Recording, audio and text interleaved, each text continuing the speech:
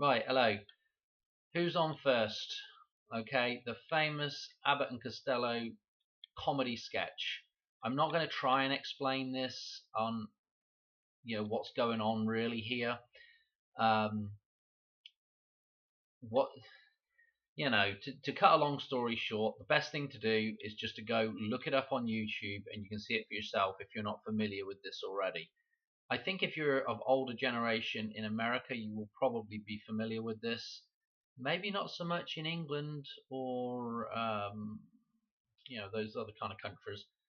Because I know I hadn't heard of this until I'm pretty sure I hadn't seen this sketch until coming to America. Um, I'm sure though that probably maybe some of the older people in England would probably be familiar with this. I would think like somebody like my grandmother would have been familiar with this sketch. Anyway, what is going on? I'm not going to try and explain it too much because it's kind of difficult to explain actually. But um, we got one of them asking about players on a baseball team, trying to identify the players on a baseball team, and the other one is explaining who they are, but unfortunately, every um, question is already the answer, so to speak. I don't know if that makes sense, but just go watch the sketch and you'll understand what's going on here. But anyway, so the big thing is who is on first. So this is the name of the player, okay? Who is the name of the player that is on first? And of course, you can see that causes an issue. Who's on first is the question and is the answer. So um, anyway, they just go around in circles with this sketch. It is very very funny, and it's incredibly. It's just amazing how well practiced they were at this sketch. It's absolutely amazing to watch them to do it. Okay. Anyway, could this be a? Could this be? Again, the whole thing's based off of wordplay here. Could this actually be wordplay for when the Hoover Dam is going to go down? Yeah, when the Hoover, when the Hoover is going to go down on the first of September, Labor Day. Yeah, the 1st of September, St. Giles's Day. Okay, the 1st of September, the twin date for May Day. Okay, so this whole sketch, let me show you something in Back to the Future now that will tie us into this sketch, and we can tie back in with the end of the line again in this scene. Obviously, we're going to go to the Hoover Dam scene itself, which is the hoverboard scene. Yeah, Hoover, hover. Okay, you've got the big lake in front of the clock tower. Yeah, the Lake Mead, like at the Hoover Dam. Yeah. Anyway, this whole thing is about baseball, right? So let me show you a little piece of Back to the Future, and maybe we can make a connection here with who's on first, what's on second. Okay. And actually, before we do that, let me just show you one other thing that connects back to the dam as well. First base is who, right? So they've got them written out here. Shortstop is I don't care, I don't give a darn, or I don't give a damn.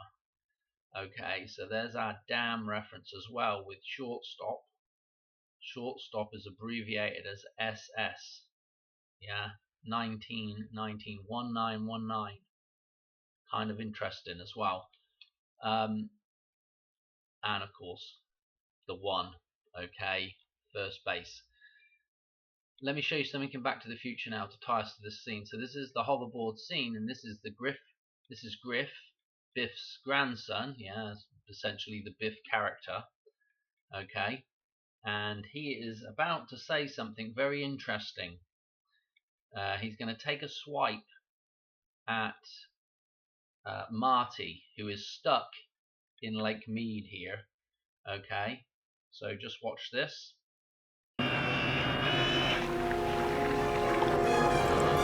Batter up! I don't know if you heard that, but he says batter up. Okay, we've got the Go-Go Gadget Extendo baseball bat here. Okay, this could be tying us back into this sketch. Yeah, who's on first with the baseball team, the baseball reference. Absolutely insane. I'll show you something else in this scene as well that ties back in with the end of the line. Okay, so we've been doing all this end of the line stuff. Notice they're all also hooked on with lines when they all get hooked onto the with the lines as well. But what we're really interested in is he comes out with the baseball bat as well. Okay, but we're really interested in this little spot right here.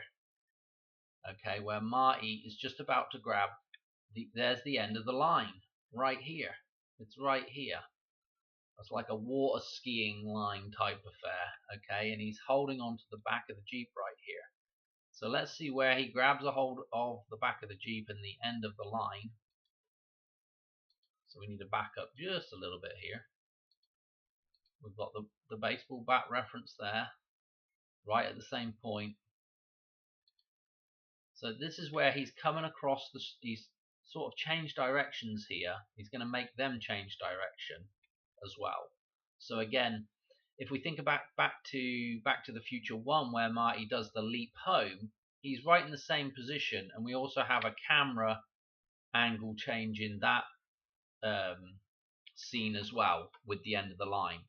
We have one camera angle showing us the 1, and then we have the camera angle when he's just gone and made the jump back home showing us the 9. So we have the barber shop and the Western Auto sign. Okay, what he's going to do is he's going to grab onto the back of the Jeep here. This, well, right between his legs here, there's an arch doorway. Right where this kind of flower thing is, which could be a rose. Yeah, reference back to the moon again, the blood moon. Well, it could be a couple other things as well, but this is about where the 9 is, the Western Auto 9. Okay, and then we go down one building, another building, and then we're going to be, so just after this blue building, I think should be the 1 for the barber shop. So look where he's coming across to grab a hold of the Jeep. It's right at the same spot, the end of the line, where the electric line comes across the road here, and again those two things are referenced with the end of the line, and we're back to the 9-1, which would be on the side of the building here. So where he grabs a hold is just at the, see that, just at the kind of right towards, well, just right in the middle of those two things towards the 1. And they actually back the scene up again. Around. He's grabbed a hold here, and probably, I'm guessing, you know, we've got those buildings right here. Okay, with the 9 and the 1. Something very familiar about all this. He goes to grab there's the bat again, the baseball, and notice he's grabbed a hold here and they've backed it up again. He's actually further back than he was before. Continuity error, probably. And he's grabbed hold of the line, so he's almost in the same spot when he's grabbing hold of the line. Okay. Now he's going to fly back, you know, come backwards here. So here's the end of the line. Okay, again, he's on the end of the line. I'm going to leave it there for this one. Who's on first? Who's on first? What's on second? I don't know's on. What is it? I don't know's on third.